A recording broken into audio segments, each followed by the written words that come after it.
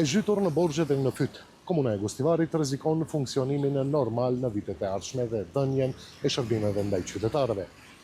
Çdo banor i kësaj komune rezulton me rreth 350 euro borxh, ndërkohë që fëmijët e moshës nga 0 deri në 17 vjeç do të jenë me rreth 1500 euro borxh.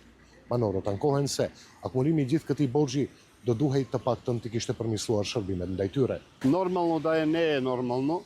Të jetë normale kjo s'është as pak. Unë nuk i kuptoj këto punë si janë. Nuk jam i njoftuar, por asgjë s'ka përmirësuar. Gjithçka njëjtë dhe siç ka qenë ashtu është. As pastërti, as shërbime, asgjë.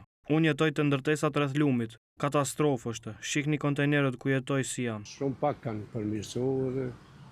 Se di si du shkuaj ma ti që puna. Lavdrahen, tregojnë se do të bëjmë diçka. Pafërsisht, shumë pak kanë përmirësuar.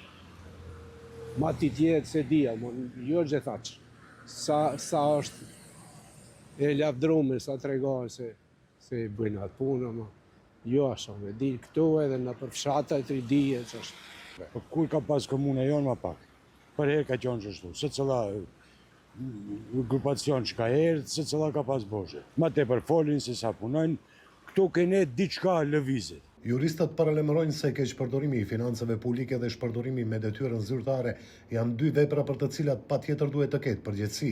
Këto dy vepra penale që përmendëm janë të ndërlidhura në mesveti dhe prokurorët, po që se bën një procedim për abuzim me financat publike, me automatizëm në të njëjtën akt akuz duhet bëjnë edhe, me thënë, akuzën e shpërdorimit detyrës. Me thënë, këto janë të ndërlidhura njëra me tjetrën. Në nivel të shtetit, Komuna e Gostivarit është lider me zhytjen në borxhe, edhe ato në vlerë prej 11.2 milion euro.